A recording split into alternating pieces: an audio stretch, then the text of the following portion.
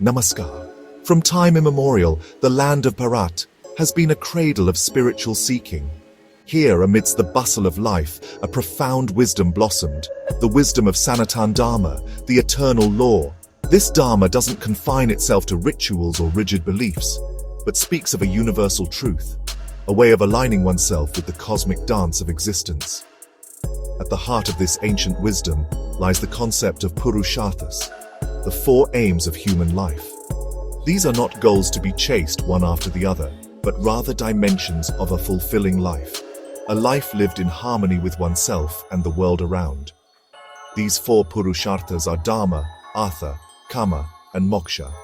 Just as a skilled musician weaves together different notes to create a beautiful melody, so too must we strive to find a balance between these four Purusharthas, allowing them to complement and enrich each other.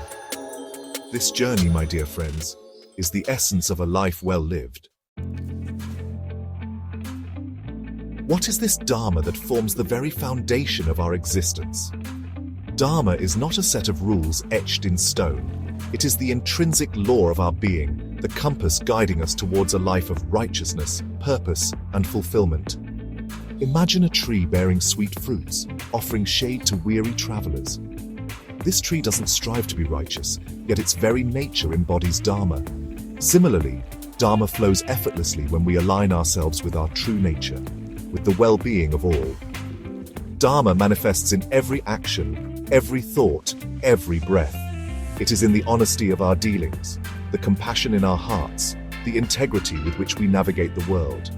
When we speak the truth even when it's inconvenient, when we extend a helping hand to those in need, when we stand up for what is right, we are living in alignment with Dharma. Living a life of Dharma doesn't require grand gestures. It is in the smallest of acts that we sow the seeds of righteousness. A kind word to a stranger, a moment of patience in the face of adversity, an unwavering commitment to honesty. These seemingly small acts create ripples of positive energy that touch countless lives. Dharma is not about achieving some distant goal.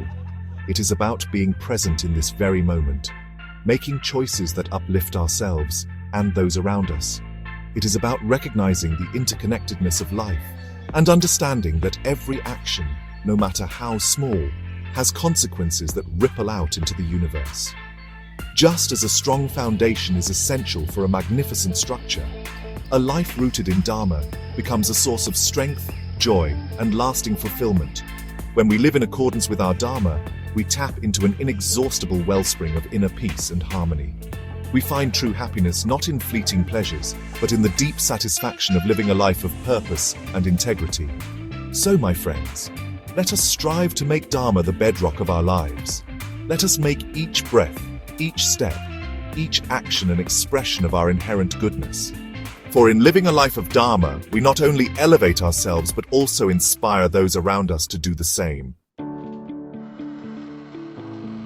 Artha, often translated as wealth, goes beyond mere material possessions. It encompasses the resources, security, and stability that enable us to live a life of dignity and purpose. Artha is not about amassing wealth for its own sake, but about creating a life of abundance that allows us to pursue our passions, fulfill our responsibilities, and contribute to the well-being of others. Just as a farmer needs fertile land and the right tools to cultivate a bountiful harvest, we too need Artha to nourish our dreams, support our families, and make a positive impact on the world. However, the pursuit of Artha should never come at the cost of Dharma. When we chase wealth through unethical means, through greed and exploitation, we create imbalance not only in our own lives, but also in the world around us.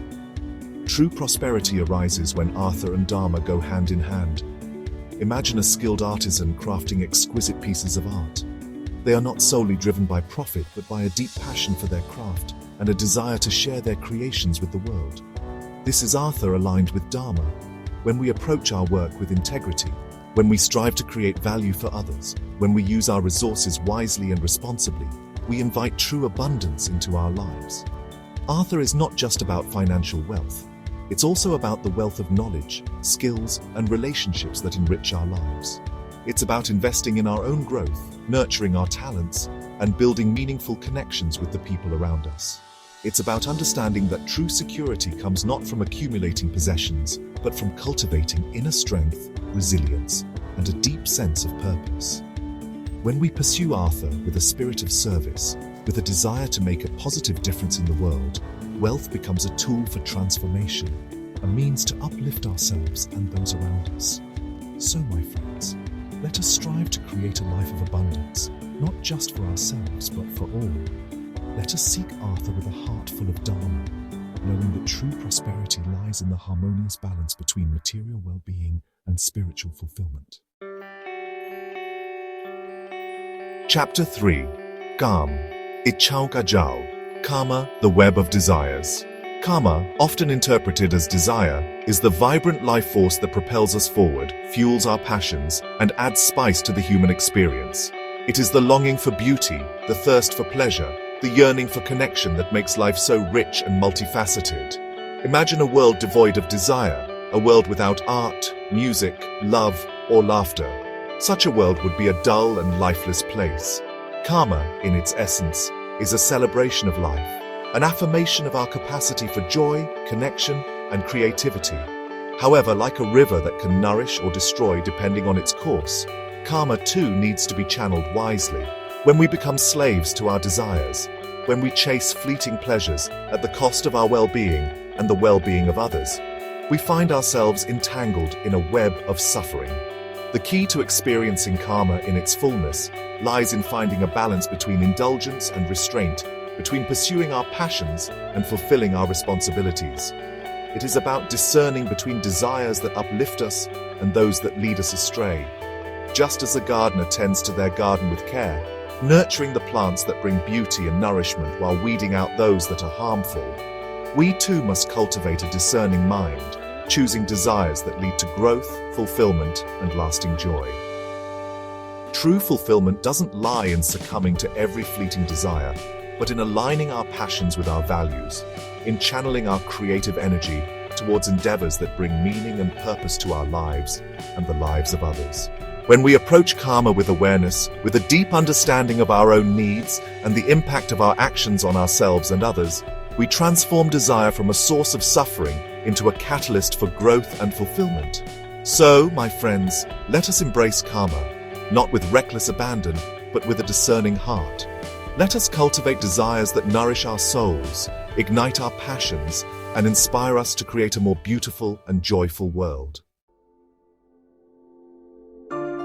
Chapter 4. Moksha, Mukti Ka Marg, Moksha, the path to liberation. Moksha, often translated as liberation, is the ultimate goal of human life, the liberation from the cycle of birth and death, the realization of our true nature as boundless consciousness. It is the state of complete freedom from suffering, from the limitations of the ego, from the endless cycle of desires and aversions. Imagine a bird soaring high above the clouds, free from the confines of its cage. Moksha is the realization of that boundless freedom that exists within each one of us. The recognition that we are not merely limited beings bound by time and space, but eternal sparks of the divine. The path to moksha is a journey of self-discovery, of shedding the layers of conditioning and limiting beliefs that keep us trapped in cycles of suffering. It is a process of turning inward, of exploring the depths of our being to discover the eternal truth that lies beyond the confines of the mind and senses. Just as a river eventually merges with the ocean, losing its individual identity in the vastness of the sea, so too does the individual soul merge with the cosmic consciousness, realizing its true nature as one with the infinite. The pursuit of moksha is not an escape from the world, but rather a transformation of our relationship with it. It is about living with a deep understanding of our interconnectedness with all of creation, with compassion for all beings, and with a heart filled with gratitude for the precious gift of life. It is about recognizing that true freedom lies not in seeking happiness in external circumstances, but in cultivating inner peace, in finding joy in the present moment, and in living a life of purpose and meaning. So, my friends, let us embark on this journey of self-discovery, of shedding our limitations and realizing the boundless potential that resides within each one of us. Let us strive to live with awareness, compassion, and gratitude, knowing that the path to liberation lies in every breath, every step, every moment of our lives. We have explored the four Purusharthas: Dharma, Artha, Kama, and Moksha. They are not separate paths, but interwoven threads in the tapestry of life. Just as a chariot cannot move smoothly on only one wheel, our lives need the balance of all four to experience true fulfillment. Take a moment to reflect. How are these four aspects playing out in your life? Are you neglecting one for the pursuit of another? Remember, true joy comes not from chasing extremes, but from finding harmony within. May this ancient wisdom guide you on your journey towards a life of purpose, prosperity, fulfillment, and ultimately liberation.